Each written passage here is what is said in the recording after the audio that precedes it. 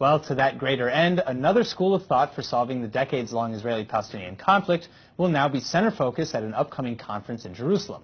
Joining me now in the studio to tell us all about it is Ted Bellman, the editor and publisher of Israel Pundit. Thank you very much for coming in. Thank you. All right, Pleased to be here. Thank you. My first question for you is, what is the idea that you'll be presenting at this conference? Well, as you know, Israel is looking for alternate solutions. Not everybody, but the majority want something different than a two-state solution. And Bennett and different people, Carolyn Glick, have all offered solutions. Then there's a whole separate group who consider Jordan is Palestine. But we're distinguished from that group because we don't believe in negotiating with the PA because it doesn't get us anywhere, or negotiating with the king.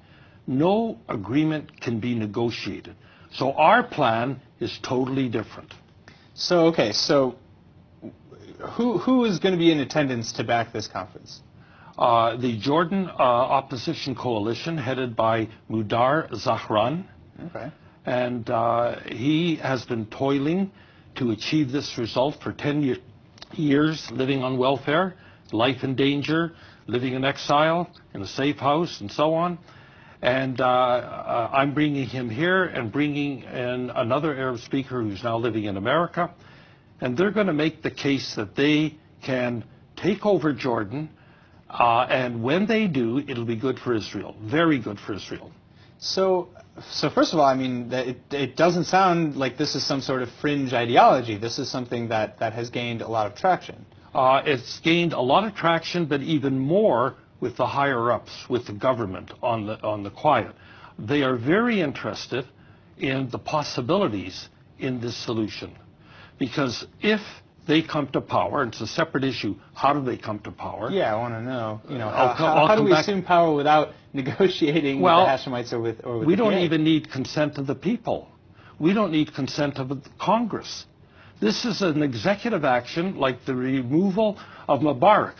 An executive action on whose behalf? Who is acting? U.S. So the U.S. would need to intervene and basically dissolve Jordan. Quietly. They'd enable it to happen. They would enable Jordan to fall and for a Palestinian state to rise in its ashes? Exactly. That's the solution. That's the heart of it. How would they ensure that the Palestinian state would be the one to rise? Because, first of all, the U.S. controls the Jordanian army and controls the intelligence service. And if they give them orders to install so-and-so in power, it'll get done. How do you expect the Hashemites to respond to an argument? The Hashemites only represent a clan of about 82 people. The Palestinians hate them even more than they hate the Jews. And the Bedouins, surprisingly, hate them also. So the king has no support, and his fall is imminent. Imminent, like within a year or two at the most. So you think Jordan is on the out to begin with? Yes. And you just want to ensure that the Palestinian state would be the one to take its Not place? a Palestinian state, a particular Palestinian state run by Mudar Zahran. For instance, they're going to pass a law that all Palestinians, wherever they are, have a right of return to Jordan. Right. And that includes everybody in the Judean Samaria. They all have Palestinian citizenship.